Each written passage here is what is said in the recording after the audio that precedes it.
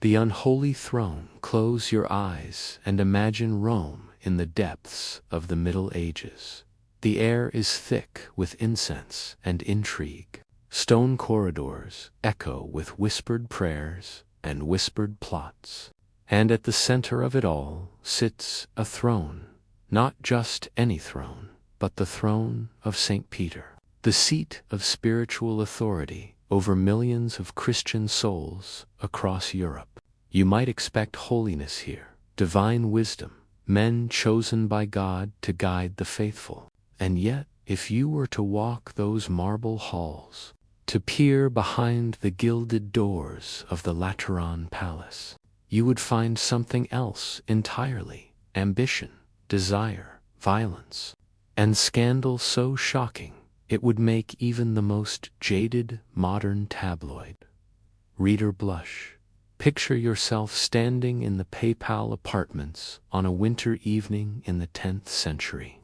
The walls are decorated with fading frescoes depicting saints and martyrs, their serene faces looking down on scenes that would make them weep. Candles flicker in silver holders, casting dancing shadows across marble floors worn smooth by centuries of footsteps. Through the thick stone walls, you can hear the distant sounds of the city merchants closing their shops in the Forum, pilgrims singing hymns as they approach St. Peter's tomb, soldiers laughing in taverns, and somewhere, perhaps, the quiet sobbing of someone whose petition to the Holy Father has been denied, or worse, granted at a price they can barely afford to pay. These were the vicars of Christ, the successors to the apostles, the men who claimed to hold the keys to heaven and hell, who could bind and loose sins, who crowned emperors and excommunicated kings. Their word could topple kingdoms or secure dynasties. Their blessing was sought by the powerful and the humble alike. They lived in palaces furnished with treasures beyond imagination, manuscripts bound in jeweled covers, relics of saints housed in gold and silver reliquaries, vestments woven with threads of precious metal, chalices encrusted with gems that caught the light like captured stars. They dined on delicacies imported from across the known world, their tables laden with spiced meats and sugared fruits and wines from distant vineyards. They commanded armies, negotiated treaties, arranged marriages between royal houses, and manipulated the complex web of alliances that held medieval Europe together. And some of them lived lives that seemed anything but holy. Some gambled with church funds and kept mistresses in the papal palace. Some led armies into battle, their white papal vestments stained with the dust of military campaigns.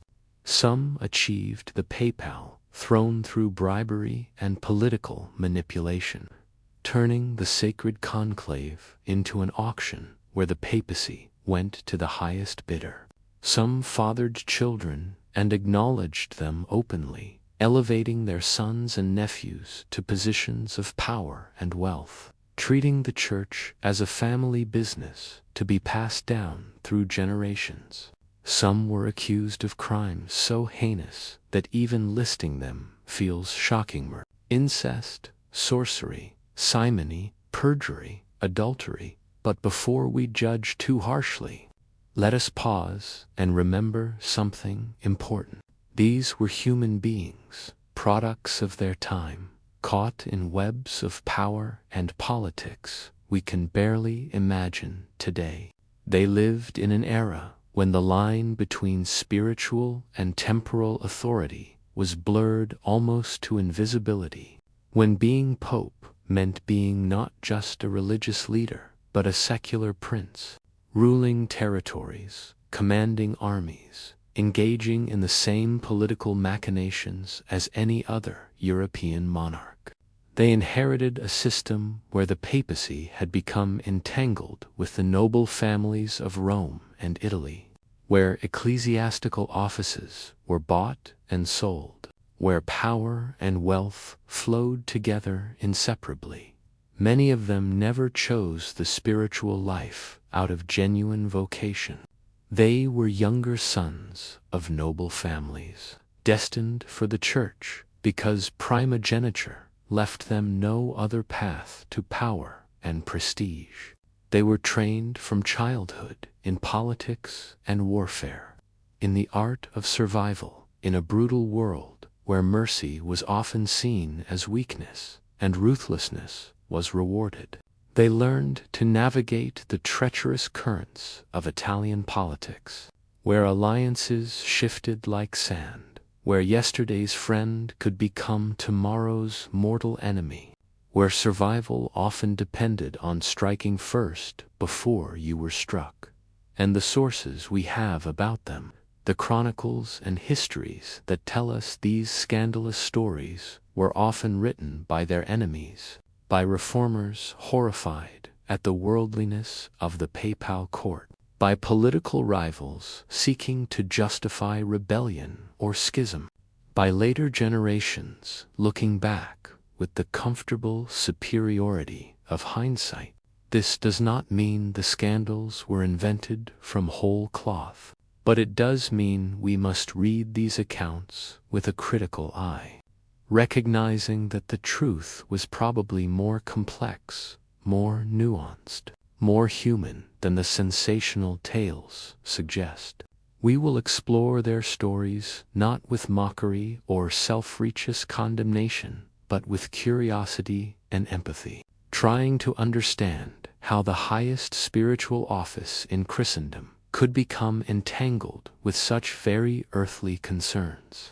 We will try to see these popes as they might have seen themselves, not as cartoon villains, but as men navigating impossible contradictions, trying to maintain spiritual authority while exercising temporal power, attempting to be both holy fathers and political survivors, wrestling with the same desires and weaknesses that affect all human beings, but doing so under the weight of expectations that would crush most of us. We will meet powerful women who shaped papal succession from the shadows, young men who inherited the papacy as teenagers and behaved exactly as you might expect teenagers with absolute power to behave, warriors who wore armor over their papal vestments, Renaissance princes who treated the church as a magnificent stage for their own ambitions and pleasures.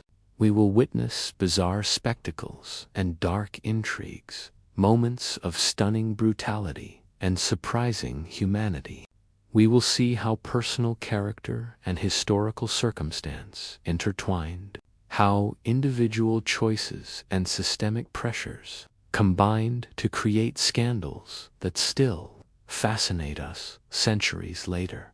If you're curious about the human side of history's most powerful religious figures, settle in, and if you enjoy these stories, consider subscribing for more calm historical tales. Let us begin our journey into the shadows of the medieval papacy, where sacred and profane intertwined in ways that still fascinate us centuries later. Let us walk those marble corridors, breathe that incense-heavy air, and try to understand what it meant to be a scandalous pope in an age when the papacy itself was perhaps the greatest scandal of all spiritual office that had become indistinguishable from worldly power.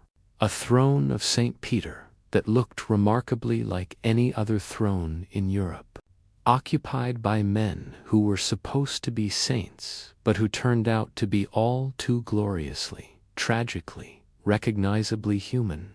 When women ruled the papacy from the shadows, there was a period in papal history so notorious, so dominated by scandal and secular power, that historians gave it a name that still shocks: the Pornocracy, or, as some called it, with even less subtlety, the rule of the harlots. The Latin term pornocratia literally means rule of prostitutes, though we should immediately note that this inflammatory label tells us more about the misogyny of medieval chroniclers than about the actual women involved. For roughly 60 years, from 904 to 964, the papacy was not controlled by cardinals or theological councils, not guided by divine inspiration or canonical procedures, but allegedly by a succession of powerful Roman noblewomen who placed their lovers, sons, and grandsons on the throne of St. Peter as casually as they might appoint a household steward. At the heart of this extraordinary era was a woman named Marozia, and her story is one of the most remarkable in all of medieval history. Try to imagine her world for a moment. Born around 890 into the powerful Theophylact family, Marozia grew up in a Rome very different from the eternal city we imagine today. This was not the Rome of emperors or even of Renaissance splendor.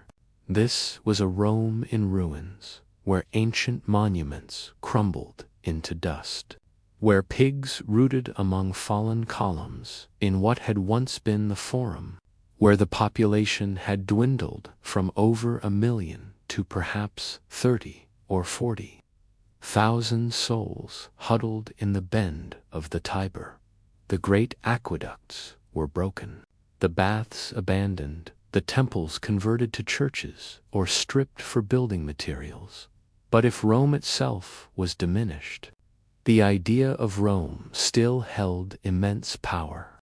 The Pope was still the spiritual father of Western Christendom, and whoever controlled the Pope controlled access to that spiritual authority and to the considerable wealth and political influence that came with it. The great Roman families, the Theophylacts, the Crescenti, the Tusculan, fought over the papacy as prize in their endless struggles for dominance. Marozia's family stood at the center of this world, and from her earliest years, she would have understood that power was something you seized and held, not something that came through legitimate channels or divine appointment. The sources in here, we must be very careful about. Our sources say that Marozia became the mistress of Pope Sergius III when she was perhaps only 15 years old. Some chronicles claim she bore him a son who would himself one day become Pope John XI. The story is dramatic, even sensational. A teenage girl seducing or being seduced by the vicar of Christ, bearing his illegitimate child, beginning a dynasty of papal corruption. But how much of this is historical fact, and how much is the exaggeration or invention of hostile chroniclers writing decades or even centuries later? The truth is, we cannot know with certainty. The records from this period are fragmentary at best, and most were written by men with clear axes to grinned Benedictine reformers, horrified at the worldliness of the papacy. German chroniclers supporting emperors who claimed the right to intervene in Roman affairs. Later writers looking back at this period as a dark age that needed to be explained and condemned. These writers were steeped in the misogyny of their era, unable to conceive of female power as anything but sexual manipulation. A woman who exercised political influence must have done so through her body, through seduction and sexual favors, because what other power could a woman possibly possess? This assumption colored everything they wrote about Marozia and the other women of this era. But stripping away the sensationalism and the gendered assumptions, what can we say with confidence? We know that Marozia wielded extraordinary political influence in Rome for several decades. We know she arranged papal elections, ensuring that men loyal to her family ascended to St. Peter's throne. We know she commanded military forces in 928. She led troops in capturing the Castel Sant'Angelo, the ancient mausoleum of Emperor Hadrian that had become Rome's most important fortress. We know she married at least 3 times, each marriage carefully calculated to strengthen her family's position, first to Alberic I, Margrave of Spalato, then to Guido, Margrave of Tuscany, and finally to Hugh of Italy, who was simultaneously King of Italy and her half-brother. A marriage so scandalous that it provoked her own son to rebellion. That son, Alberic II, eventually overthrew his mother around 932, imprisoning her in a convent where she presumably spent her remaining years in forced contemplation of her sins. Alberic would rule Rome as its secular prince for over 20 years, keeping the papacy firmly under his family's control, continuing the system his mother had established even as he condemned her personally. Before his death, he made the Roman nobility swear that his son Octavian would become the next pope, and they kept that oath, elevating the teenager to the papacy as John XII in 9. Though that is a story we will explore in more detail shortly. What does it mean when unofficial power shapes official authority? This question haunted medieval Rome, where the spiritual and temporal were so deeply intertwined that separating them became impossible. Where a woman's ambition could reach heights officially denied to her gender. Where the papacy itself became a family possession passed between relatives like any other inheritance. Imagine Marozia in her prime, a woman in her 30s or 40s, dressed in the sumptuous silks available only to Rome's elite, dyed in precious purple and crimson, jewels glinting at her throat and wrists. Picture her standing in the shadowed halls of the Lateran Palace or in the torchlit chambers of Castel Sant'Angelo, making decisions that would shape the church and European politics. Around her stand bishops and cardinals, Roman nobles and foreign ambassadors, soldiers and scribes, all waiting for her word, all acknowledging her power even if they resented it. She was not acting outside the political norms of her time. She was simply a woman doing what powerful men did every day, using whatever tools were available to acquire and maintain power, forming alliances through marriage and patronage, eliminating enemies, placing family members in positions of authority, building networks of loyalty and obligation. The scandal, if there was one, was not in her methods, but in her gender. A man doing exactly what Marozia did would have been called shrewd, politically astute, a master of realpolitik. Marozia was called a whore, and yet the name stuck. The Pornocracy, the rule of the harlotson for centuries afterward. Reformers pointed to this period as everything wrong with the medieval church, as proof that the papacy had fallen from its sacred mission into the muck of worldly politics. They were not entirely wrong. This was a period when the papacy had clearly become a political prize rather than a spiritual office. When popes were chosen for their family connections rather than their theological wisdom or pastoral gifts. When the throne of St. Peter was occupied by men who owed their position to the machinations of powerful women and their families, rather than to any divine calling or ecclesiastical merit. But we might also ask, was this period really so different from what came before or after?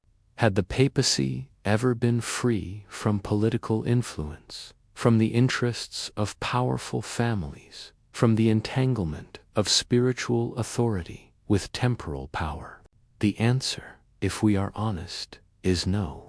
The scandal of the Pornocracy was not that politics influenced the papacy. Politics had always influenced the papacy. The scandal was that this influence was so naked, so undisguised, and so associated with women who could be dismissed and condemned in ways that powerful men could not be. Marozia and the women of the Pornocracy were products of their time, operating within the systems available to them, wielding power in the only ways their society permitted. They were not saints, certainly, but neither were they the demonic figures portrayed by hostile chroniclers. They were survivors and players in the brutal game of medieval Italian politics, remarkable for their success in a world that officially denied them any role at all. Their story is a window into a fascinating and complex period, when the papacy balanced precariously between its spiritual mission and its worldly entanglements, when power flowed through unofficial channels because the official ones had become impossible to navigate, when women shaped history from the shadows because they were forbidden to stand in the light. Pope John XII, the teenage pope who loved wine, women, and gambling, among all the popes whose reigns were touched by scandal, few can match the sheer youthful audacity of John XII. His birth name was Octavian, and he was barely 18 years old, some sources say even younger. Perhaps only 16 when he was elevated to the papacy in 955. Take a moment to truly consider what this means. Imagine being 18 years old and suddenly possessing supreme spiritual authority over all of Western Christendom. Imagine having the power to crown emperors and excommunicate kings, to grant absolution for any sin, to speak with the authority of St. Peter himself. Imagine controlling vast territories across central Italy, commanding armies, receiving ambassadors from distant kingdoms, presiding over councils of bishops and cardinals who were old enough to be your grandfather. What would you do with such power?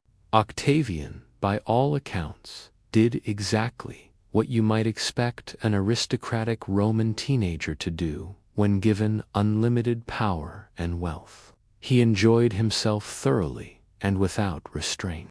The chroniclers paint a picture of a pope who loved hunting more than prayer. Who would rather spend his days chasing deer and boar through the forests outside Rome than attending to the spiritual needs of Christendom?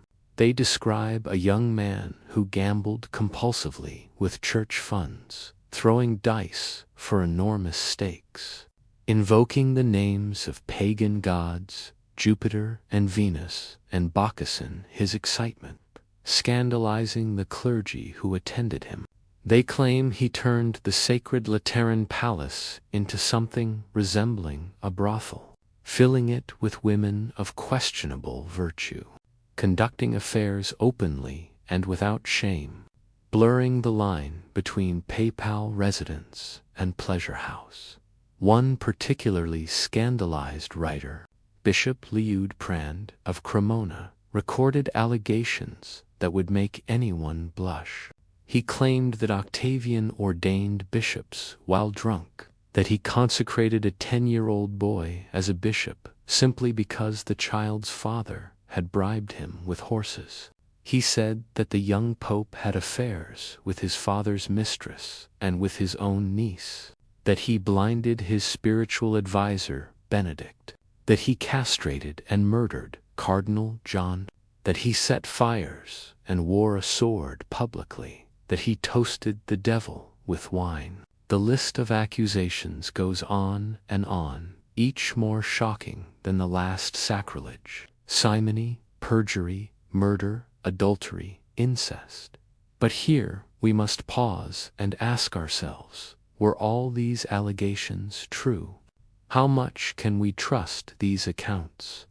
This is where the historian's task becomes delicate and difficult.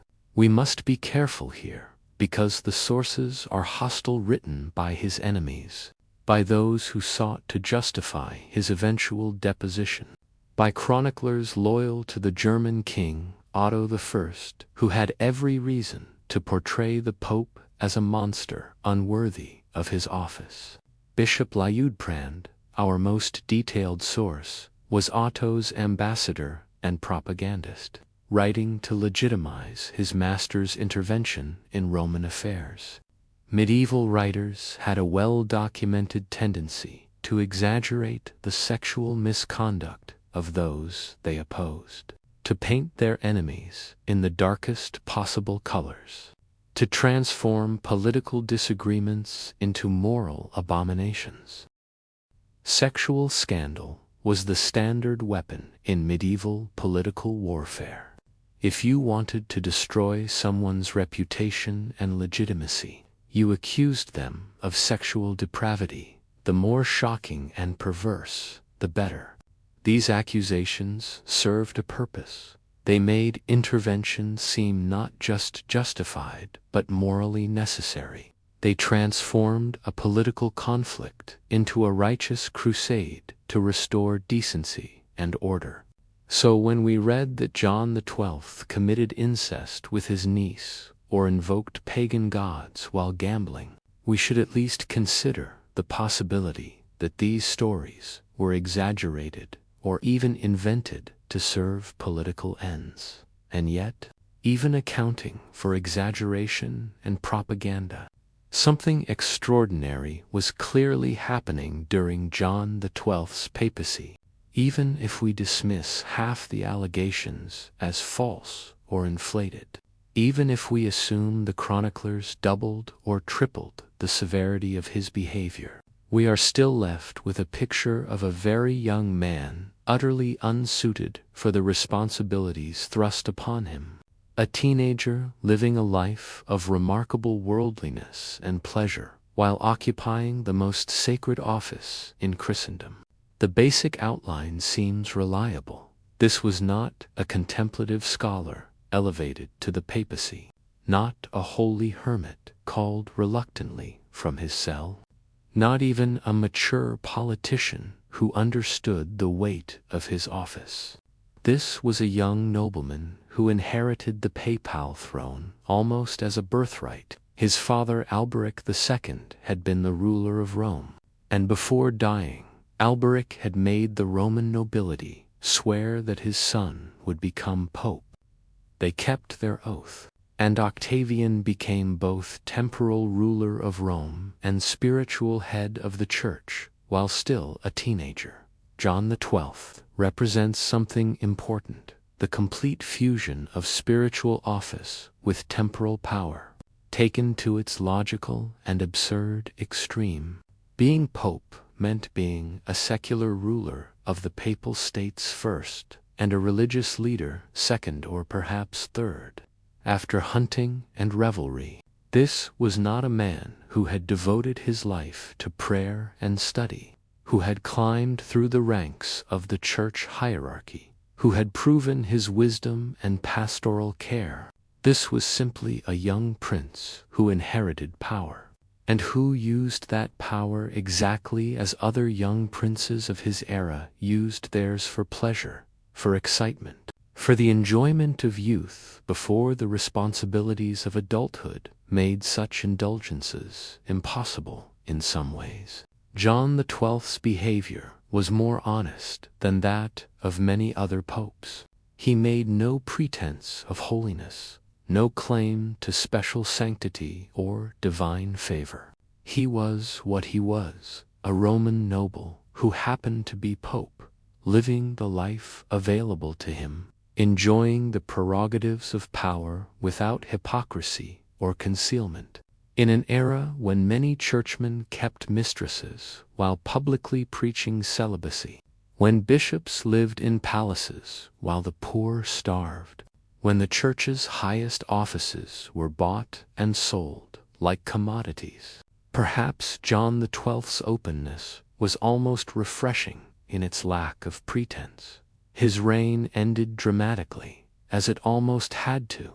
In 960, threatened by enemies in Italy, John XII invited the German king Otto I to come to Rome, promising to crown him Holy Roman Emperor in exchange for military protection. Otto came, was crowned, and departed. But John XII then betrayed the alliance, negotiating with Otto's enemies, attempting to play the complex game of Italian politics that his father had mastered, but which he himself did not understand. When Otto learned of this betrayal, he returned to Rome with his army in 963, and John XII fled the city, taking the papal treasury with him. Otto convened a council in St. Peter's Basilica, and the assembled bishops, under considerable pressure from Otto's soldiers, heard a litany of charges against John XII. The accusations filled the air of that ancient basilica: sacrilege, simony, perjury, murder, adultery, incest, invoking demons, toasting the devil, playing dice. Witness after witness came forward, telling stories of the young pope's misconduct. Some claimed he had ordained deacons in a stable. Others said he had been paid for ordinations and consecrations. Still others testified about his sexual escapades, naming names, providing details. The council deposed him, declaring him unworthy of the papal office, and elected a new pope, Leo VIII. But John XII did not accept this deposition quietly. Several months later, in 964, he returned to Rome with an army of his own, driving out Leo VIII and Otto's forces. He convened his own council, which naturally declared the previous deposition invalid and excommunicated all those who had participated in it. He took brutal revenge on those who had testified against him, cutting off the hand of one cardinal, removing the nose and tongue of another, mutilating others in the casual cruelty that characterized medieval justice. For a few months, it seemed he might consolidate his power and rule for years to come. And then, suddenly, he died. He was perhaps 27 years old, though he might have been younger. The sources disagree about his exact age. The circumstances of his death became the subject of immediate speculation and rumor. The official version claimed he suffered a stroke, but more salacious stories quickly spread. Some said he died in bed with a married woman, struck down by her enraged husband, who discovered them together. Others claimed the devil himself had killed him, divine punishment for his sacrilege. Still others whispered that the woman's husband had merely beaten him severely, and that he had died 8 days later from his injuries, lingering in pain as a warning to others who might abuse the sacred office. We will never know the true manner of his death, just as we will never know which of the many accusations against him were true, which were exaggerated, and which were simply invented.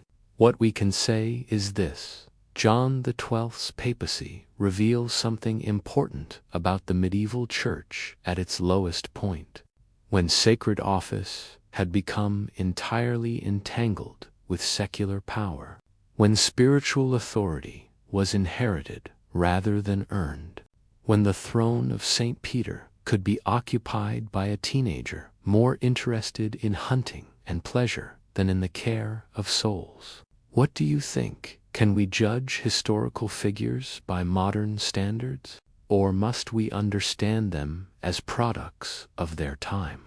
when the papacy was as much a political office as a spiritual one, when teenage rulers were not uncommon, when power and pleasure were the prerogatives of the nobility, sacred or secular.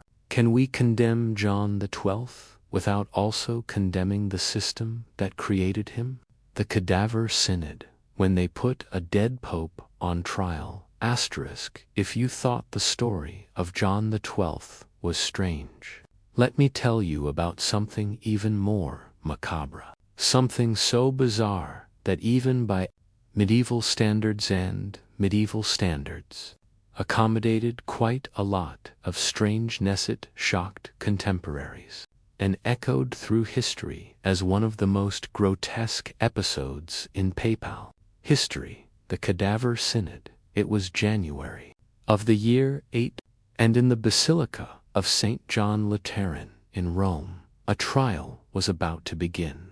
The assembled bishops and clergy took their seats, the accusers prepared their charges, and the accused was brought into the sacred space and positioned on a throne, dressed in full papal vestments, the triple tiara upon his head, the pallium draped over his shoulders, his hands arranged in the traditional gesture of blessing. But the accused could not speak in his own defense. He could not move or gesture or even comprehend the charges being leveled against him.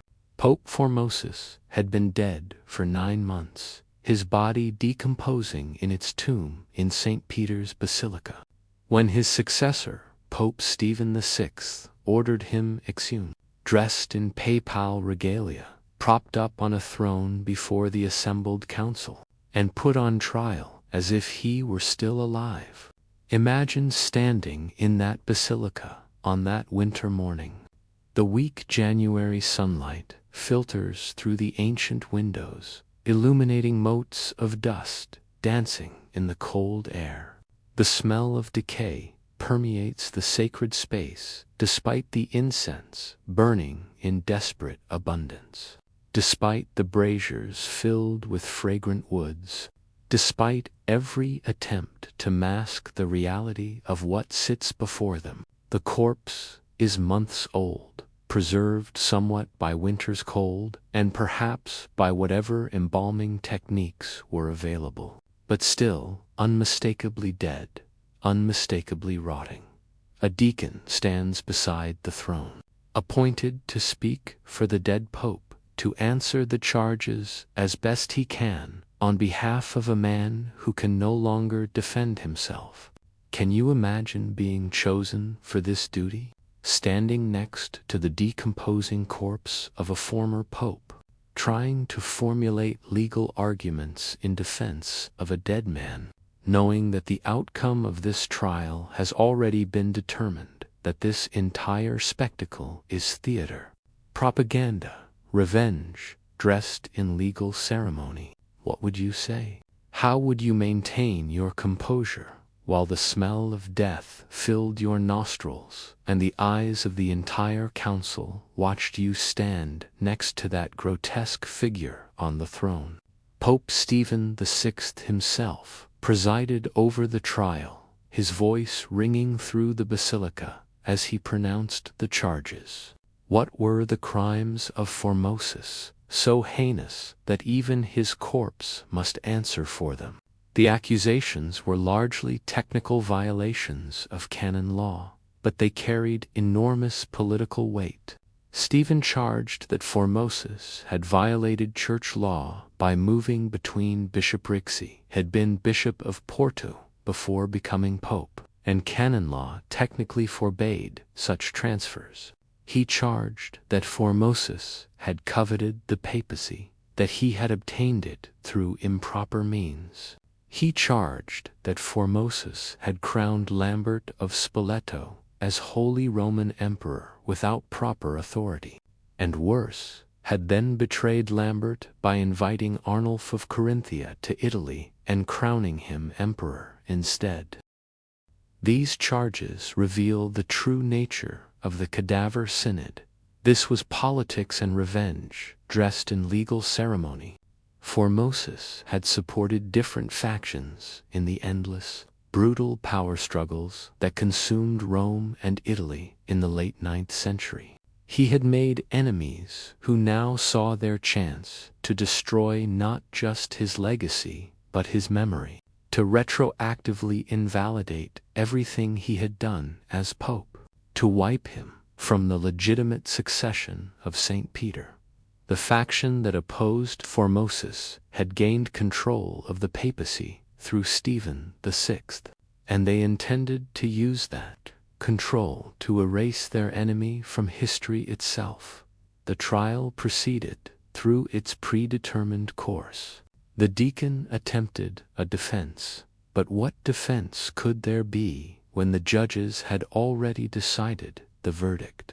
The assembled bishops, many of them appointed by Formosus himself and now terrified for their own positions, voted to condemn their former patron. The synod found Formosus guilty on all charges. And then came the punishment, the part of this macabre spectacle that still has the power to shock us more than 1100 years later. They stripped the corpse of its papal vestments, removing layer by layer the symbols of the office Formosus had held. The pallium, the chasuble, the stole, the albal removed, leaving the body in simple cloth. Then, in a gesture of particular cruelty and symbolism, they cut off the 3 fingers of the right hand that he had used in blessing, the blessing fingers. They called them the first 3 fingers that a bishop or pope extends to bestow benediction upon the faithful. This mutilation was meant to signify that all the blessings Formosus had given, all the ordinations he had performed, all the sacraments he had administered were invalid, null and void, as if they had never happened, but they were not finished. They dragged the corpse through the streets of Rama. Imagine the scene. The former vicar of Christ being pulled through the mud and filth, citizens watching in horror, or perhaps in morbid fascination. This ultimate degradation of a man who had once been the most powerful religious figure in the world. They took the body to the Tiber River, that ancient waterway that had flowed through Rome's history for millennia, that had seen emperors and slaves, saints and criminals, triumph and tragedy. And they threw Formosus into the river, casting him away like refuse, attempting to erase him completely from the sacred succession of popes. The story does not end there, because this grotesque spectacle had consequences that rippled through the church and through Rome. According to the chroniclers, a monk fished the body out of the Tiber and gave it secret burial, hiding it away from Stephen VI's wrath. And the people of Rome, shocked by the desecration they had witnessed, began to turn against Stephen VI. How could they respect a pope who would violate the sanctity of death itself? Who would put a corpse on trial? Who would desecrate a predecessor in such a horrifying manner? Earthquakes struck Rome's scene as divine displeasure, and the people revolted. Within months, Stephen VI was deposed, imprisoned, and strangled in his cell, meeting the same violent end that he had symbolically inflicted upon Formosus. But the madness continued. The next pope, Theodore II, lasted only 20 days.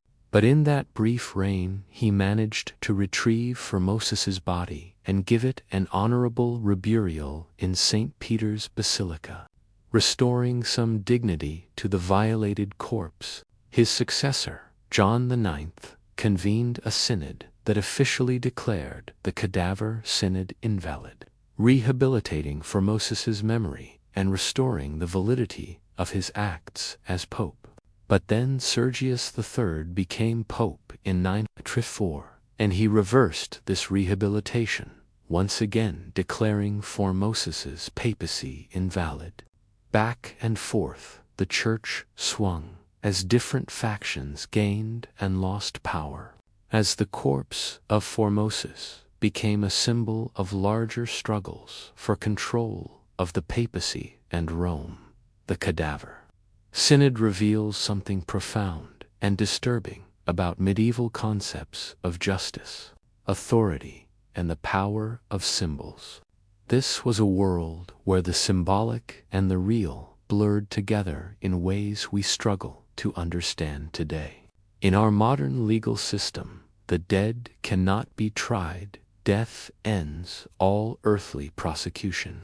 We understand that justice applies to the living, that punishment requires consciousness and comprehension. But in medieval theology and law, these boundaries were not so clear. The dead could be excommunicated, their souls condemned to hell by the Church's authority. Their bodies could be exhumed, their memory could be officially erased, their acts declared invalid, their place in history retroactively altered by the living. The idea that drove the Cadaver Synod was this: a pope's actions could be so heinous, so damaging to the Church, that even his corpse must answer for them. That guilt extended beyond death, that the office itself could be retroactively invalidated. If Formosus had never legitimately been pope, then everything he had done as pope, every ordination, every appointment, every crown he had bestowed, every decree he had issued, was null and void. His bishops were not really bishops. His cardinals were not really cardinals. The emperors he had crowned were not legitimate emperors. The entire structure built during his papacy collapsed if his papacy itself could be declared invalid. This was power operating at its most fundamental level, the power to determine reality itself, to say what was true and what was false, what had happened and what had not happened, who had authority and who did not. The Cadaver Synod was not simply about Formosus. It was about control of the present through control of the past, about legitimacy and authority and the question of who gets to decide what is real. And there is something deeply human in all this horror, something almost pitiable. Stephen VI must have hated Formosus with an intensity we can barely imagine, must have felt such rage at his predecessor that even death was not enough to satisfy it, that he needed to drag the corpse from its tomb and condemn it publicly, needed to see it stripped and mutilated and thrown away like garbage. What creates such hatred? What political or personal grievances burned so hot that they extended beyond the grave? We will never fully know, but standing in that basilica in our imagination, watching this macabre trial unfold, we are witnessing rage and fear and the desperate struggle for power taking their most grotesque form, a form that still has the capacity to shock us more than a millennium later. Pope Alexander VI, the Borgia Pope, and his family empires. We move forward in time from the dark intrigues of 10th century Rome to the brilliant, dangerous world of the Renaissance. We encounter a figure whose very name has become synonymous with corruption and scandal, a pope whose reputation has been so thoroughly blackened by centuries of propaganda that separating fact from fiction becomes almost impossible. Rodrigo Borgia, who became Pope Alexander VI in 1492. Close your eyes and imagine Rome in the late 15th century, transformed from the ruined medieval city of earlier ages into a Renaissance jewel, though still bearing the scars of its troubled past. Ancient monuments are being excavated and studied. New palaces rise along the Tiber. Artists and humanists flock to the Papal court, seeking patronage. The air buzzes with excitement about discovering new lands across the ocean, new texts from antiquity, new ideas about art and beauty and the human condition. And at the center of this Renaissance world sits Rodrigo Borgia, a man who never pretended to celibacy, who openly acknowledged his children, 4 of them, by his long-term mistress, Vanessa de Catane, and more by other women, including the young Giulia Farnese, whose brother would later become Pope Paul III, partly through this connection. Here was a pope who lived like a Renaissance prince because he was a Renaissance prince who happened to wear the papal tiara. His son, Cesare, became a cardinal at 18, though he had no religious vocation whatsoever, and later resigned the cardinalate to become a ruthless military commander who inspired Machiavelli to write The Prince, that cold-blooded manual of political power. His son Juan was made Duke of Gandia and commander of the papal armies until his mysterious murder in 1497, found in the Tiber with multiple stab wounds, a crime that was never solved, but that many whispered had been committed by his brother, Cesare, out of jealousy and ambition.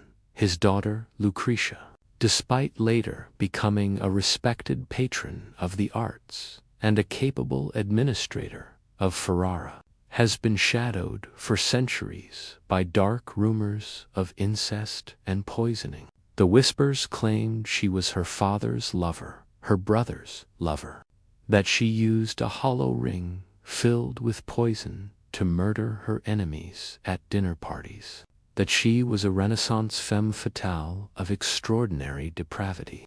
Almost all of these allegations are demonstrably false, invented by enemies of the Borgia family or embellished by later writers and dramatists who found the scandals too delicious to resist.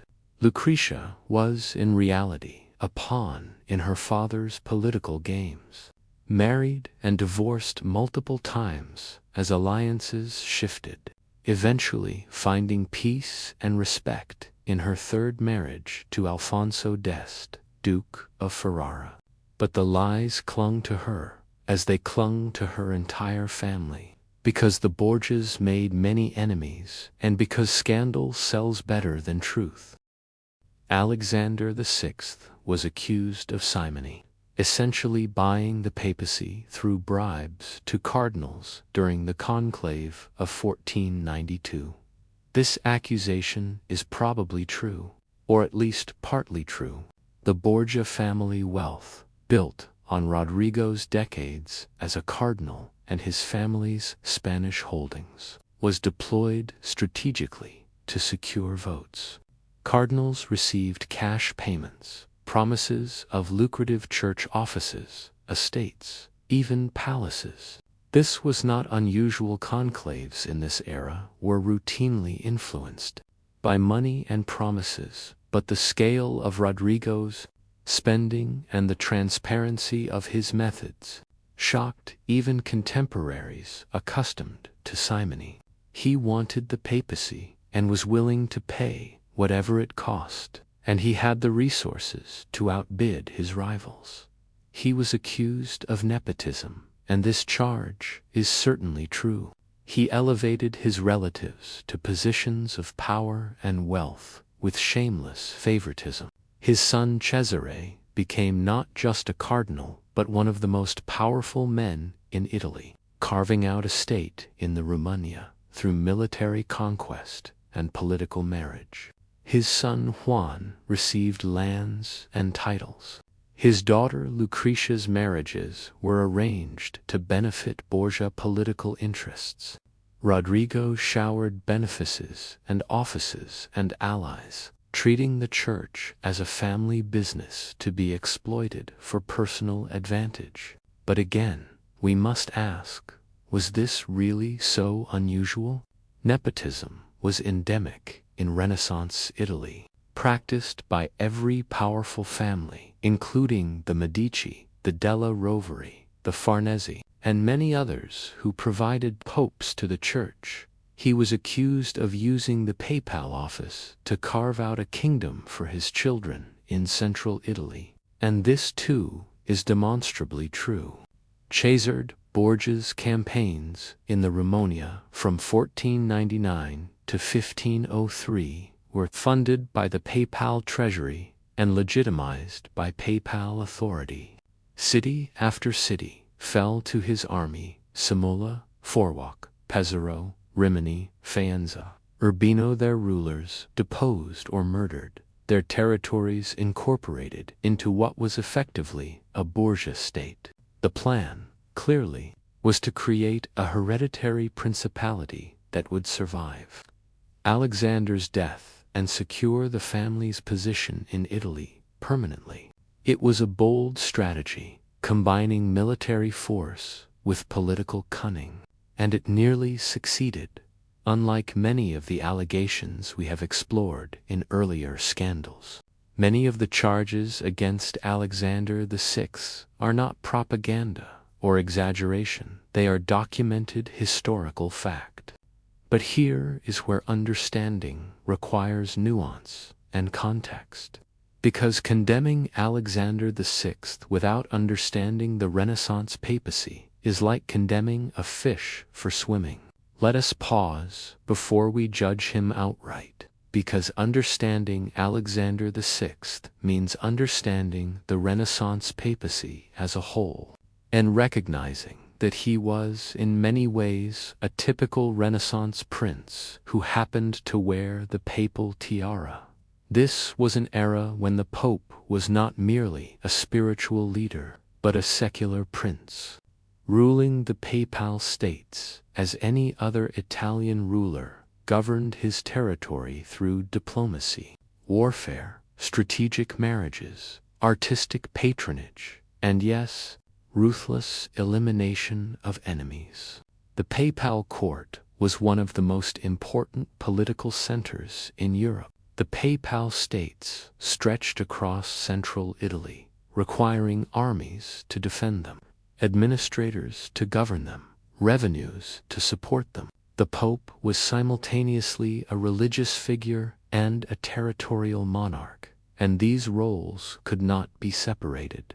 To be an effective Pope in this era required being an effective politician and military leader. Piety alone was not enough. In fact, excessive piety might be a handicap if it prevented you from making the hard decisions necessary to maintain the Church's temporal power. Alexander was, in many ways, a typical Renaissance prince who happened to wear the papal tiara. He was cultured, a patron of the arts. It was under his patronage that Michelangelo began his career in Rome, that Pinturicchio painted the magnificent Borgia apartments in the Vatican Palace, that Bramante began planning the new St. Peter's Basilica. He was politically shrewd, navigating the treacherous waters of Italian politics during the Italian Wars, when France, Spain, and the Holy Roman Empire all competed for dominance on the peninsula. He negotiated the Treaty of Tordesillas in 1494, dividing the New World between Spain and Portugal, a document that shaped the colonial empires for centuries. He proclaimed Jubilee years that brought hundreds of thousands of pilgrims to Rome, generating enormous revenue for the Church and the city. He was both Pope and politician, spiritual father and secular ruler, and in the Renaissance, these roles were not seen as contradictory. If you're finding these stories fascinating, take a moment to like this video. It helps others discover these calm, historical deep dives. The Borgia legacy is complicated, a mixture of genuine achievement and undeniable scandal, of cultural patronage and political ruthlessness, reminding us that power in the Renaissance was a complex game where spiritual authority was simply another piece on the board. But we should not romanticize Alexander VI or excuse his genuine abuses of power. He lived openly with mistresses while occupying an office that required celibacy. He fathered children and then used church resources to advance their interests. He sold church offices to the highest bidder. He authorized the use of torture against his enemies. He was implicated in murders, though direct proof is lacking. When his son Juan was murdered, Alexander was genuinely grief-stricken. But this human emotion did not change his essential character or his political methods. The Borgia papacy ended abruptly with Alexander's death in August 1503. Probably from malaria, though, rumors immediately spread that he had been poisoned, perhaps accidentally drinking wine he had prepared for someone else. Cesare Borgia, who fell ill at the same time, survived but never recovered his political position. The carefully constructed Borgia state collapsed within months as enemies took revenge and rivals seized territories. The family's grand ambitions came to nothing, proving that even the most ruthless political cunning cannot guarantee lasting success. Alexander VI remains one of the most controversial popes in history, a figure who embodies both the brilliance and the corruption of the Renaissance papacy. He was intelligent, capable, cultured, and utterly ruthless. He loved his children and advanced their interests without shame or hesitation. He was a patron of great art and a perpetrator of great injustice. He was, in short, thoroughly human, ambitious, flawed, passionate, complex, and his story reminds us that the highest spiritual office in Christendom was occupied by a man who never forgot that he was also a Borgia, a member of a family that would do whatever was necessary to secure and maintain power in the brutal world of Renaissance Italian politics. Pope Julius II, the warrior pope in armor from the Borgias. We turn to their great rival and successor, a man who took the papal throne in 1503 and scandalized Europe in an entirely different way, proving that there was more than one path to papal scandal in the Renaissance. Pope Julius II, born Giuliano della Rovere, earned a nickname that tells you everything you need to know about his papacy: Il Papa Terrible, the fearsome pope, or, as he is better known in English, the warrior pope. This was not a gentle shepherd tending his flock, not a contemplative scholar pondering theological mysteries, not a diplomatic peacemaker seeking harmony among Christian princes. This was a pope who personally led armies into battle, who wore armor over his papal vestments, who laid siege to cities and commanded artillery bombardments, who spent more time on horseback at the head of troops than on his knees in prayer. Imagine the scene. The year is 1506, and the papal army approaches the fortified city of Bologna, one of the most important cities in the Papal States, but one that has fallen under the control of the Bentivoglio family, who rule it as virtually independent princes. At the head of this army rides not a hired condatoro, not a secular commander, but the vicar of Christ himself, 63 years old. His white beard flowing in the wind, he had grown this beard in defiance of tradition, vowing not to shave until he had reclaimed Bologna for the church. He is dressed in armor, a breastplate over his white papal robes, a sword at his side, every inch a warrior despite his sacred office.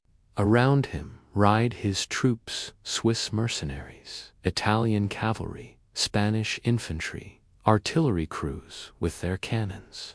The sounds of an army on the march fill the air, the clank of armor, the thunder of hooves, the creak of wagon wheels, the shouted orders of officers, the nervous jokes of soldiers preparing for possible battle. Julius II did not merely command from a safe distance, sending orders while remaining in Rome or in some comfortable palace well behind the lines.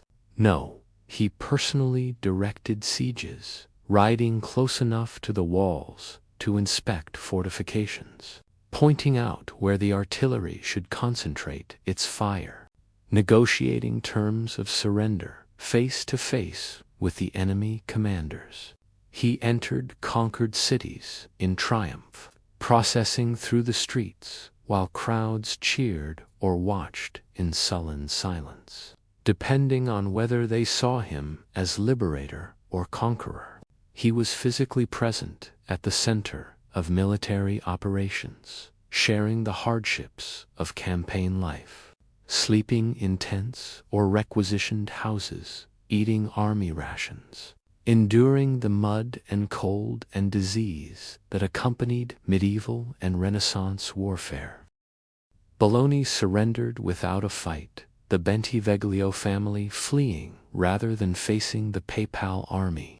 Julius entered the city on November 11th and immediately set about securing his control, demolishing the Bentivoglio palace and commissioning Michelangelo to create a massive bronze statue of himself to stand in its place, a statue that would itself be destroyed. Just a few years later, when the Bentivoglio briefly returned, but Bologna was just the beginning. Julius spent much of his tenure papacy engaged in military campaigns, personally leading troops to reclaim territories he believed belonged to the Papal states, fighting against Venice when that maritime republic had seized Papal lands, forming the Holy League to drive French forces from Italy, besieging cities and winning battles and expanding Papal territory through force of arms. And yet, remarkably, this same warrior pope was also one of the greatest patrons of art in history. He commissioned Michelangelo to paint the ceiling of the Sistine Chapel, a project that took 4 years and produced one of the supreme masterpieces of Western art. He commissioned Raphael to decorate the Papal apartments with frescoes that remain among the most beautiful paintings ever created. He hired Bramante to demolish the ancient Basilica of St. Peter, controversial decision, time, and to design the new St. Peter's that would take over a century to complete and would dominate the Roman skyline. He collected antiquities and manuscripts, patronized scholars and poets, made Rome once again a center of culture and learning. How do we reconcile these two aspects of Julius II, the warrior and the patron, the man in armor and the commissioner of sacred art? The question itself reveals our modern assumptions about what a pope should be, assumptions that would have seemed strange to Julius and his contemporaries. In the early 16th century, the pope was expected to defend the Church's territories and interests by whatever means necessary, including military force. Spiritual authority and temporal power were inseparable, and a pope who failed to maintain the papal states through weakness or pacifism would have been seen as derelict in his duty, as allowing the Church to be despoiled by its enemies. Julius II believed passionately that the Church could not fulfill its spiritual mission if it was weak and dependent on the goodwill of secular princes. He had lived through the Borgia papacy, had seen how Alexander VI and Cesare Borgia had nearly succeeded in reducing the papal states to a Borgia family possession. He had witnessed French and Spanish armies marching through Italy, treating it as a battlefield for their conflicts, showing no respect for papal neutrality or territorial integrity. He was determined that the Church would be strong, that it would command respect through power as well as piety, that it would never again be at the mercy of foreign armies or ambitious Italian princes. But was this scandal, by our standards? Certainly a pope waging war seems fundamentally contradictory to everything Christianity teaches about peace and turning the other cheek, about loving your enemies and blessing those who curse you, about the Prince of Peace whose vicar on earth the Pope claimed to be. The image of Christ driving the money changers from the temple with a whip is one thing. The image of his supposed representative leading armies with artillery and cavalry is quite another. How can the same man who celebrates the Mass, who blesses the faithful, who claims to speak with divine authority, also order sieges and bombings and the deaths of soldiers and civilians? In Julius's time, opinions were more divided.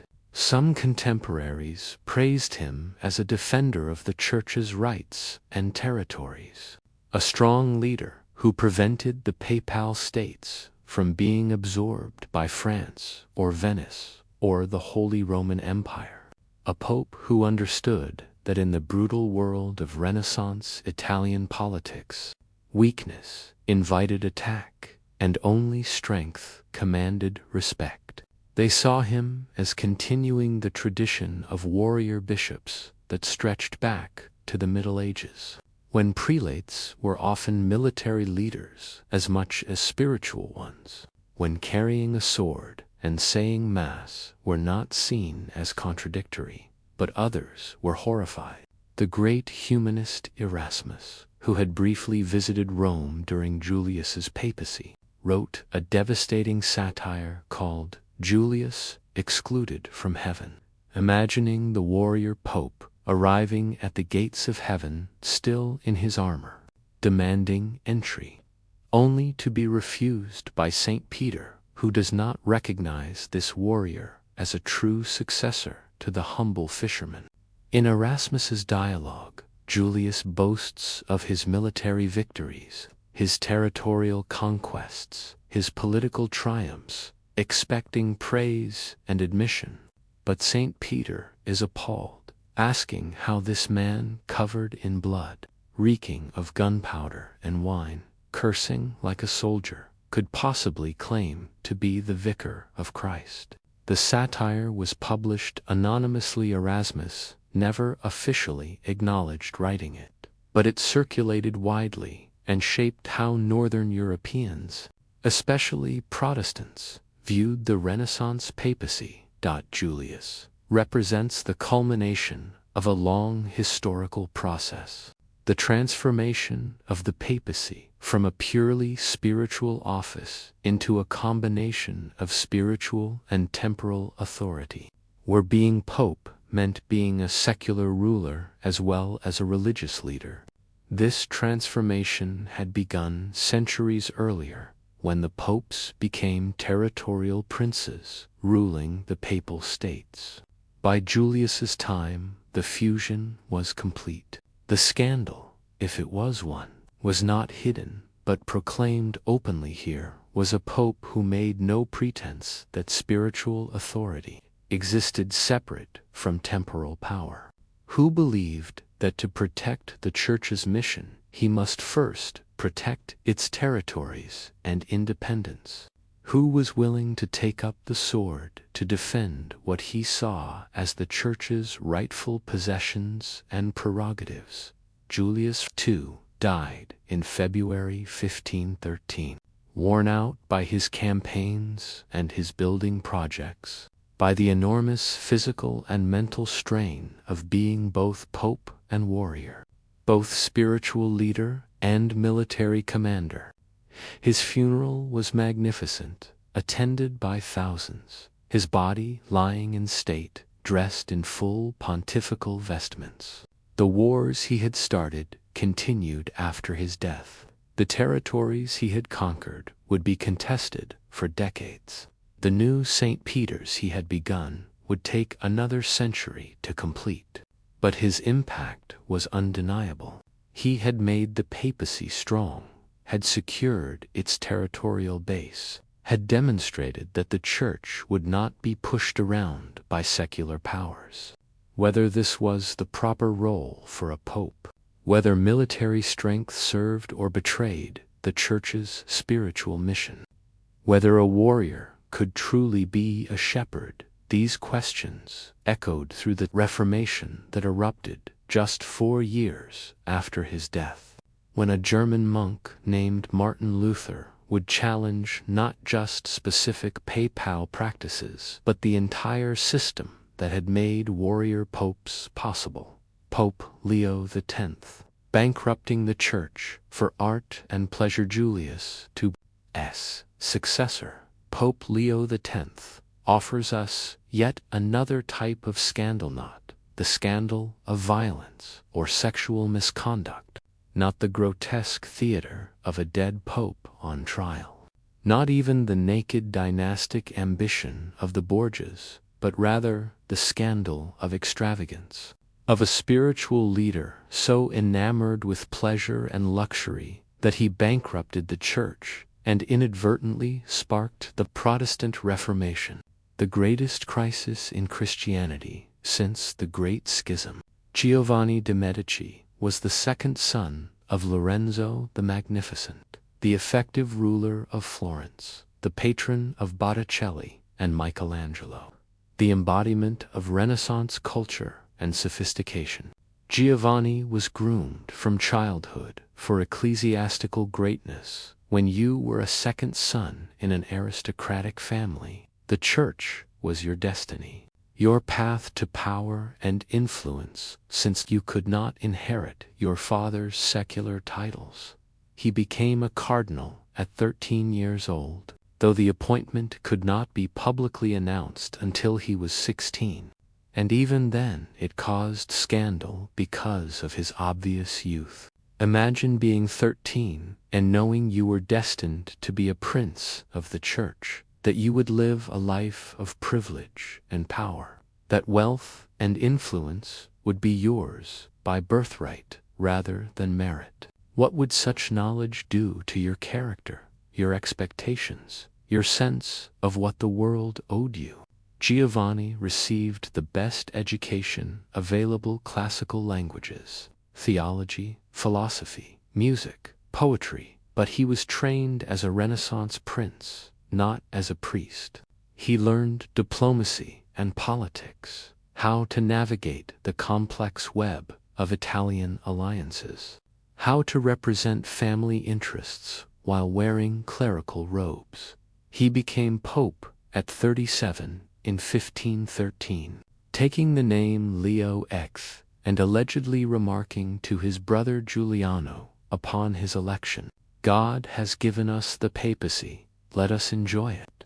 Now, we must be careful here. This quotation appears in no contemporary source, and it may well be a later invention, put in Leo's mouth by those who wanted to characterize him as frivolous and worldly. But whether he actually said these words or not, they capture perfectly the spirit of his papacy, the attitude that defined his 10 years as pope. If he did not say them, he certainly lived them. And enjoy it he did, with an enthusiasm and extravagance that was remarkable even by the standards of the Renaissance papacy. Leo X loved banquets, and not simple meals, but spectacular affairs that lasted for hours, featuring course after course of delicacies prepared by the finest cooks in Italy. He would serve peacock and pheasant, wild boar and venison, elaborate pasta dishes and seafood brought fresh from the Mediterranean, fruits imported from distant regions, sweets made with sugar and spices worth small fortunes. Between courses, he would present entertainment musicians performing madrigals and motets, actors staging classical comedies, even exotic animals paraded through the banquet hall for the amazement of guests. One famous banquet included a pie so large that when it was opened, live birds flew out, filling the hall with wings and feathers, while guests laughed and applauded. He loved hunting with an almost obsessive passion, keeping a menagerie of exotic animals at the Vatican and spending weeks at a time in the countryside around Rome, pursuing deer and boar and birds with hawks and hounds. He would take his entire court with him on these expeditions, a movable city of tents and wagons, servants and courtiers, transforming the papal court into a hunting party that happened to be led by the Vicar of Christ. Contemporaries reported that he spent more time in the saddle chasing game than he did on his knees in prayer, that he knew more about dogs and horses than about theology, that he was more interested in the hunt than in the cure of souls.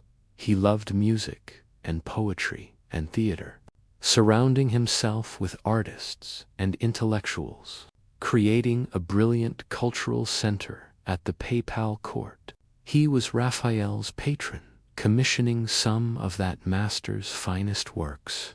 He employed poets and humanists, encouraging them to celebrate his reign in verse and prose.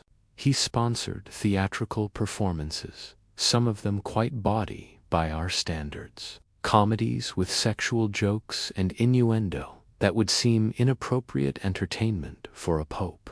He loved gambling, playing cards for enormous stakes, losing and winning fortunes with the casual indifference of someone for whom money had never been scarce. But most significantly, most fatefully, Leo X loved building. He had inherited from Julius II the project of constructing a new St. Peter's Basilica, a church that would be the grandest in Christendom, that would eclipse anything built before. That would demonstrate the power and glory of the Church through architecture on an unprecedented scale. Bramante's design called for a massive dome, for proportions that would dwarf the ancient monuments of Rome, for decorations so rich and extensive that the costs almost defied calculation. The old Basilica of St. Peter, built by Constantine in the 4th century, was being demolished piece by piece, and the new one was rising in its place. But the construction was hideously expensive, consuming resources at a rate that even the wealthy papal treasury struggled to sustain, to fund his lifestyle. The banquets and hunts, the gambling and entertainment, the patronage of artists and poets, and, most especially, to fund the construction of St. Peter's. Leo X needed money, enormous amounts of it, more money than the regular revenues of the papal states could provide. So he turned to a practice that had been used by his predecessors, but that he would expand to an unprecedented degree: the sale of indulgences. An indulgence, in Catholic theology, is a remission of temporal punishment for sin, a reduction in the time a soul must spend in purgatory being purified before entering heaven. The Church claimed the authority to grant such indulgences based on the infinite merits of Christ and the saints, a treasury of grace that could be applied to individual souls. Now, the theology of indulgences was complex and, to be fair, not entirely mercenary. In principle, indulgences were granted for pious acts, going on pilgrimage, saying certain prayers, performing works of charity. But in practice, by Leo X's time, indulgences had become closely associated with financial contributions to the Church. You could receive an indulgence in exchange for a donation to fund a church's construction or to support some other worthy cause. The distinction between buying spiritual benefits and making a charitable donation that earned spiritual benefits had become very thin, and in the hands of aggressive preachers, it disappeared entirely. Leo appointed preachers to travel throughout Europe, selling indulgences to fund St. Peter's construction.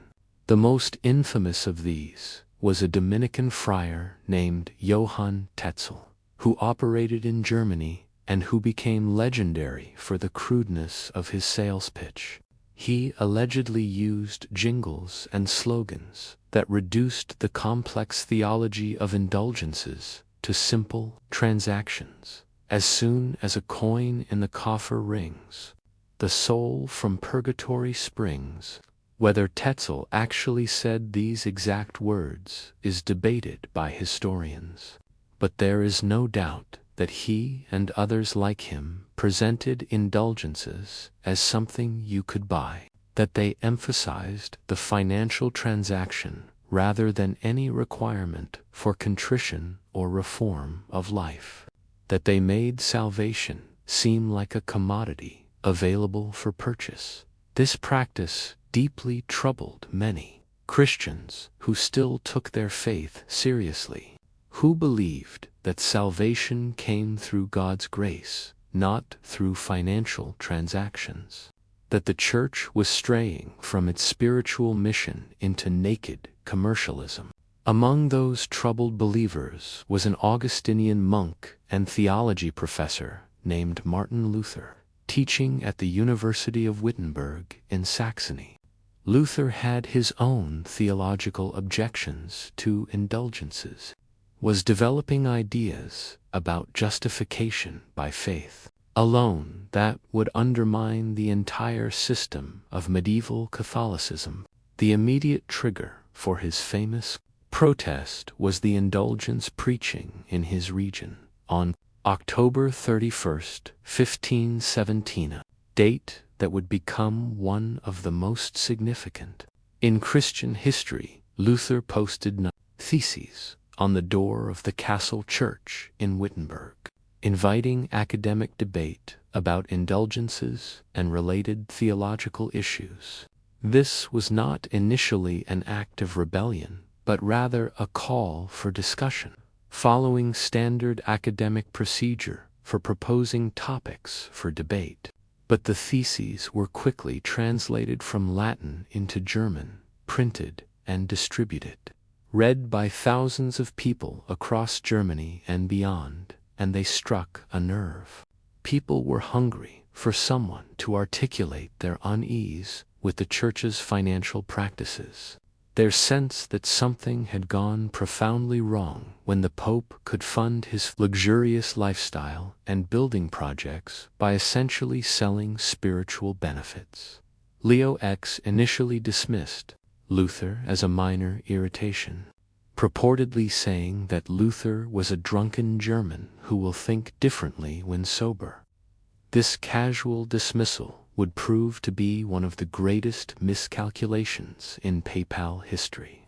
Leo did not take the threat seriously until it was far too late, until Luther had published treatises attacking not just indulgences but the entire system of papal authority, until half of Germany had embraced the Reformation, until princes were seizing church property and rejecting papal jurisdiction, until the unity of Western Christianity that had lasted for over 1,000 years was shattered beyond repair by the time Leo X understood the magnitude of the crisis.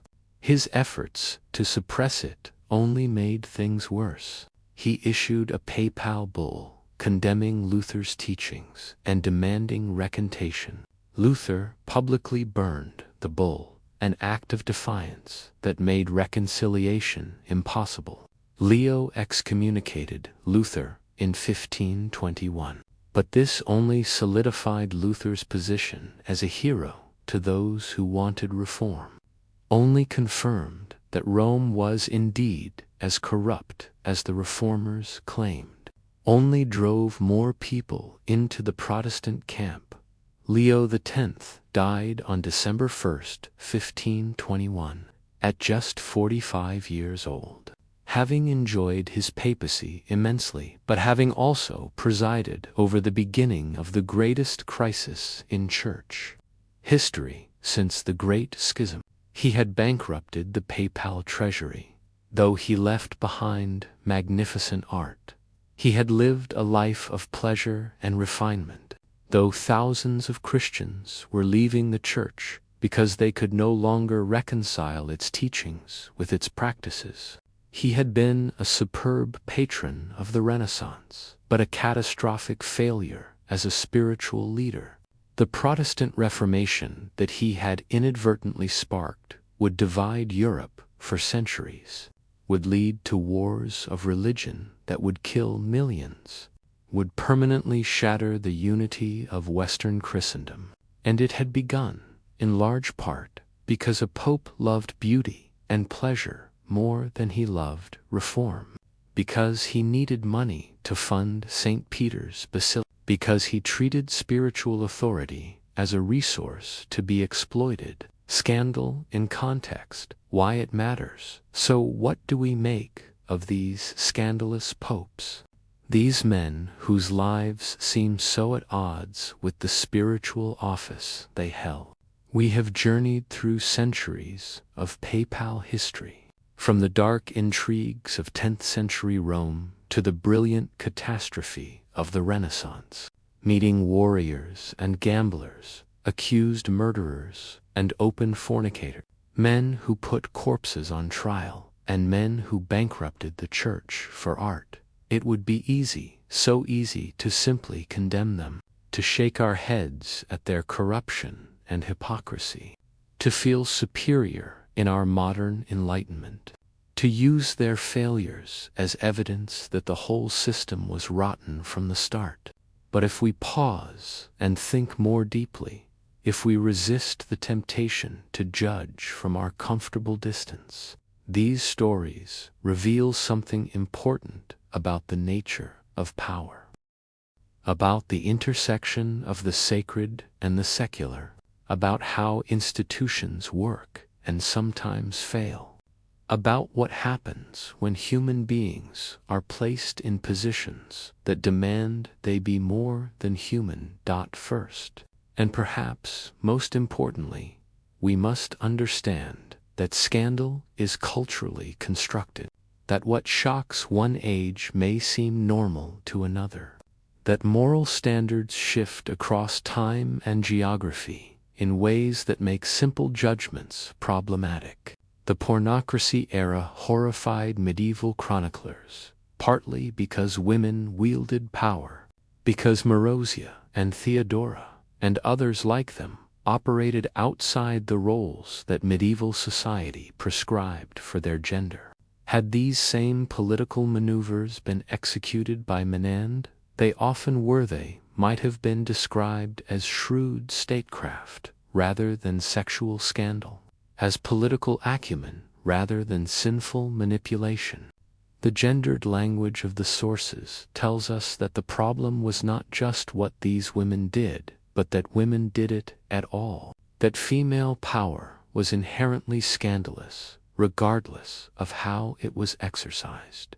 Similarly, the warrior Pope Julius II was controversial in his time, but not universally condemned, because many people accepted that protecting the Church's temporal power was a legitimate papal concern, that the Pope, as a territorial ruler, had the same right and duty as any other prince to defend his territories by force of arms.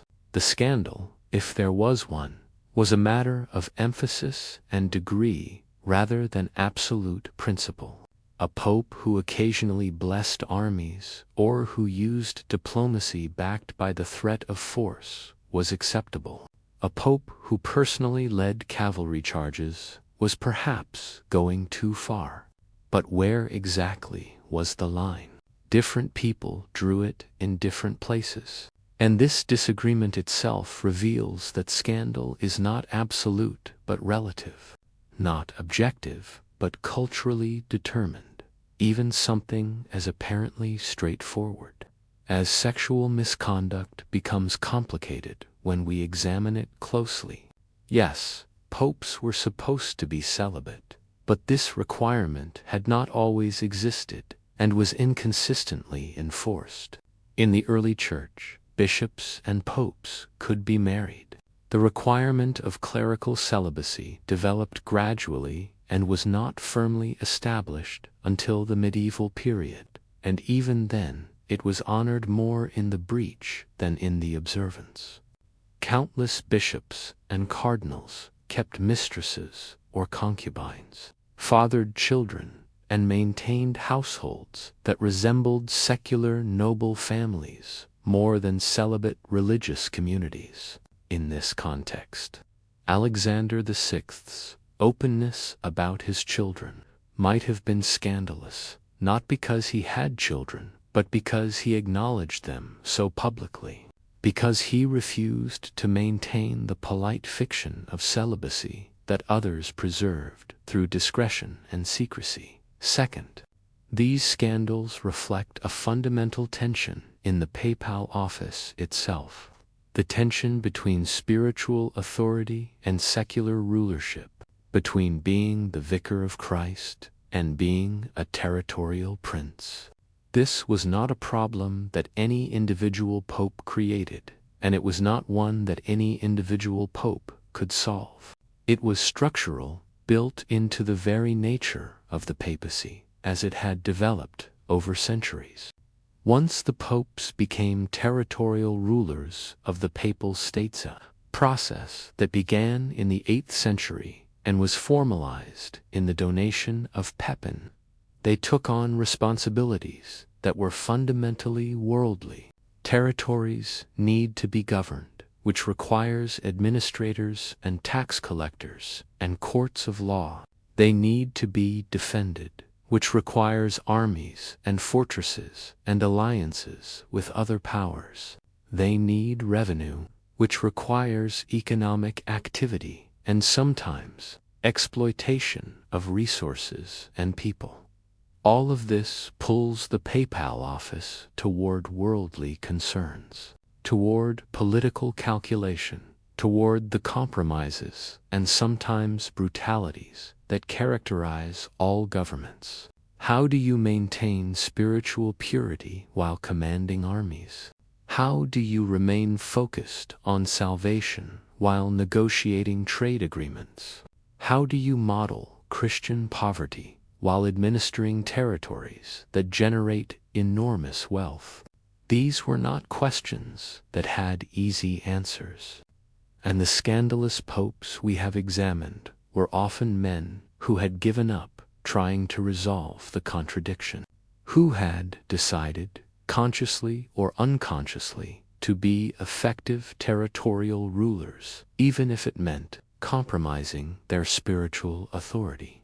The tragedy is that this tension was probably unnecessary, that the Church's spiritual mission did not require temporal power, that tying the papacy to territorial rule eventually weakened rather than strengthened it. The Protestant Reformation, which permanently divided Western Christianity, was sparked in large part by the worldliness of the Renaissance papacy, by the disconnect between the Church's spiritual claims and its material practices.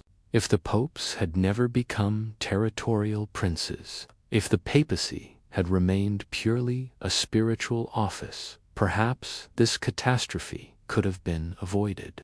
But history does not allow us to rerun the experiment, to see what might have happened under different circumstances. Third, we must remember that our sources matter enormously.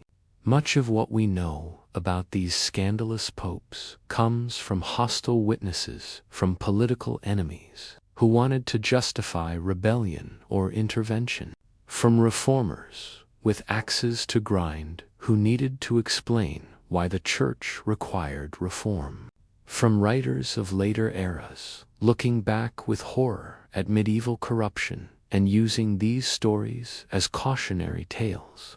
This does not mean the scandals were entirely invented. There is usually some truth at the core of even the most exaggerated accounts, but it does mean we should read these sources with skepticism and critical intelligence. Take the Cadaver Synod, for instance. We have detailed accounts of this bizarre trial, but they come from chronicles written by people who were appalled by it, who wanted to preserve the memory of this grotesque event as a warning about what happens when the papacy falls into the wrong hands. Did it happen exactly as described? Almost certainly not in every detail. Were some elements exaggerated to make the story more shocking? Very probably. But something happened, something strange and disturbing enough that even allowing for exaggeration, we can confidently say that the late 9th century saw papal politics reach a level of brutality and bizarreness that shocked contemporaries. Consider John XII, the teenage pope. Bishop Liudprand's account is so hostile, so filled with lurid details, that we must wonder how much is true and how much is political propaganda. And yet, even his enemies, who had reason to defend him, could not deny that he was young, inexperienced, and more interested in worldly pleasures than spiritual duties. The specific allegations may be exaggerated, but the general picture is probably accurate. Fourth and finally, these popes were products of their times, shaped by the values and expectations of medieval and Renaissance society, operating within systems of power that we struggle to fully understand from our modern perspective. They were not modern people who happened to live in the past. They were genuinely medieval or Renaissance people, with different assumptions about authority, power, gender, sexuality, violence, and spirituality. What seems obviously wrong to us may have seemed ambiguous or even defensible to them. What shocks us may have been commonplace in their world. This does not excuse their behavior or make us applaud their corruption, but it should make us hesitate before pronouncing confident judgments. We are looking at these events through layers of historical distance, cultural change, and incomplete evidence. We see them through sources that were themselves shaped by particular agendas and assumptions. We bring our own biases and expectations to the examination. Perfect objectivity is impossible, but awareness of our limitations is essential. What these scandalous popes ultimately reveal is this: the papacy was and is a human institution, subject to all the failures and weaknesses that affect human institutions. For all its claims to divine foundation and guidance, for all its spiritual authority and theological significance, the papacy has always been occupied and administered by human beings who brought their ambitions and desires, their cultural assumptions and political necessities, their virtues and vices into the office. Sometimes these humans rose to the occasion, transcending their limitations to provide genuine spiritual leadership. Sometimes they did not, allowing worldly concerns to overwhelm their spiritual mission, allowing personal weakness to corrupt their sacred office. The scandals matter, not because they prove the papacy was always corrupt, that would be as simplistic as claiming it was always holy, but because they remind us that institutions require constant attention, reform, and critical examination. They remind us that authority must be questioned, that power tends to corrupt unless checked by accountability, that no office is so sacred that those who hold it are immune to human failings. They remind us, ultimately, that history is made by people, not abstractions, and that even the most sacred institutions are shaped by very human hands. For better and for worse, closing the legacy of flawed leaders, and so our journey through papal scandal comes to a close. Though the stories we have explored continue to echo through history, shaping how we understand power and authority, spirituality and worldliness, human nature and institutional failure. We have walked through dark basilicas where corpses stood trial for crimes they could no longer comprehend, their decomposing bodies dressed in papal vestments, subjected to a grotesque theater of posthumous justice that reveals the medieval mind in all its strangeness. We have stood in opulent Renaissance palaces, echoing with music and laughter and intrigue, where popes lived like princes because they were princes, where the line between sacred and secular had been erased so thoroughly that no one even pretended it still existed. We have visited the war camps of warrior popes, watching Julius II in armor directing sieges, combining spiritual authority with military force in ways that seem shocking to us, but that made sense in a world where temporal power was seen as necessary to protect spiritual mission. We have witnessed the teenage Pope John XII gambling with church funds and filling the Lateran palace with women, living out the fantasies of youth while wearing the ring of the fisherman. We have met the powerful women of the Pornocracy, operating from the shadows because their society denied them official authority, shaping the succession of popes and the politics of Rome through whatever means were available to them, only to be condemned by chronicles that could not conceive of female power as anything but sexual manipulation. We have examined Alexander VI and his children, the Borgia family that has become synonymous with corruption, though separating fact from legend in their case requires careful attention to sources and motives. We have watched Leo X enjoying the papacy with such enthusiasm that he bankrupted the church and inadvertently sparked the Reformation, proving that sometimes the greatest disasters come not from malice but from pleasure-seeking combined with political miscalculation. These stories matter, not as entertainment or as opportunities for moral superiority, but as windows into the past, as ways of understanding how power works and how institutions evolve and sometimes corrupt themselves. They matter because they challenge our assumptions about what leadership should look like, about the relationship between personal character and institutional role, about the tension between ideals and realities. They matter because they are true however much we might wish to sanitize history. However uncomfortable these stories might make us, they happened, and ignoring them or explaining them away would be a form of dishonesty.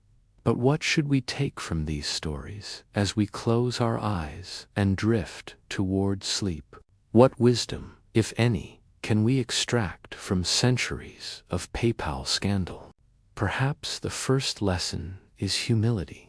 These were not stupid men or evil men in any simple sense. Many of them were intelligent, cultured, capable leaders who made significant contributions to art and architecture, to theology and politics, to the long story of European civilization. Alexander VI was a skilled diplomat whose negotiation of the Treaty of Tordesillas shaped global politics for centuries.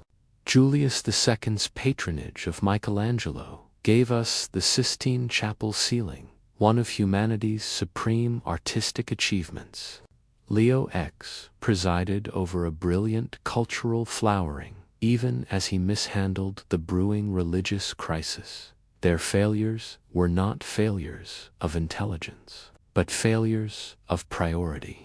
Failures to maintain the balance between worldly necessities and spiritual mission. Failures to remember that holding sacred office required something more than political skill or cultural refinement. They were human beings placed in positions that demanded they transcend their humanity, asked to be both princes and saints, both politicians and spiritual guides. And most of them chose to be effective princes at the cost of being compromised. Spiritual leaders. The second lesson might be about the corrupting influence of power. That old cliché that remains true despite its familiarity. Power does tend to corrupt, not because powerful people are inherently worse than others, but because power creates opportunities for corruption and removes many of the normal checks on behavior. When you are Pope, who can tell you no? Who can hold you accountable? Cardinals and bishops owed their positions to Papal's favor and were understandably reluctant to challenge the man who could make or break their careers. Secular rulers might oppose a pope on political grounds, but they generally respected the office, even when they despised the man. The theological claim that the pope was the vicar of Christ, speaking with divine authority, made criticism difficult and resistance dangerous in this environment. Personal virtue became the only real protection against corruption. And personal virtue, while admirable and important, is a fragile shield against the temptations of absolute power. Some popes had it, some did not, and the institutional church provided insufficient mechanisms for restraining those who did not. The result was predictable: periods of relative integrity alternating with periods of scandal and corruption. Reform movements arising in response to abuses, then gradually losing their force as the wheel turned again. The third lesson, perhaps, is about the danger of conflating different types of authority and power. The papacy's great mistake, if we can identify a single mistake in so complex a history, was becoming a territorial power, taking on secular rulership in addition to spiritual authority. This seemed necessary at the time, seemed like the only way to maintain independence from secular rulers who might control the church for their own purposes. But it created the impossible contradiction we have seen throughout these stories. How do you maintain spiritual purity while governing territories, commanding armies, collecting taxes, executing criminals, engaging in all the morally ambiguous activities that governments must undertake? The Protestant Reformation forced the Catholic Church to confront these questions, though not always successfully. The Council of Trent in the mid-16th century enacted genuine reforms, addressing many of the abuses that had scandalized Christians. Later popes were generally more careful about personal morality, more attentive to their spiritual duties, less openly worldly than their Renaissance predecessors. But the Papal States continued to exist until 1870, when Italian unification finally stripped the papacy of its temporal territories, leaving only Vatican City as a tiny remnant of once extensive domains. And perhaps, ironically, the papacy's spiritual authority and moral influence actually increased after it lost its territorial power, suggesting that worldly power had been more burden than benefit all along. But we should end not with abstract lessons, but with human empathy, trying to understand these scandalous popes, not as moral exemplars or as cautionary tales, but as people, as men who found themselves in impossible positions, trying to navigate contradictory demands, shaped by their times and their circumstances in ways they could not fully escape. Marozia wielding power in a world that denied women official authority. John XII, barely more than a boy, given responsibilities that would challenge a wise elder. Pope Stephen VI, so consumed by hatred that he dragged a corpse from its tomb. Julius II, trying to protect the Church through force of arms. Leo X, enjoying the papacy while Rome burned. They were flawed, certainly. They were sometimes corrupt, sometimes cruel, sometimes absurdly worldly for men holding spiritual office. But they were human, ambitious, flawed, passionate, complex, and their humanity is finally what makes their stories worth telling and remembering. Not because we should celebrate their failures or excuse their corruption, but because understanding their humanity helps us understand something about power and institutions, about the distance between ideals and realities, about the difficulty of maintaining integrity when systems are corrupt, about the eternal human struggle between what we are and what we ought to be. As you drift toward sleep, let these stories settle gently in your mind. Think not of scandal for scandal's sake, but of the long arc of history, of institutions evolving and failing and reforming and failing again, of the endless human effort to build something better while fighting against our own worst impulses.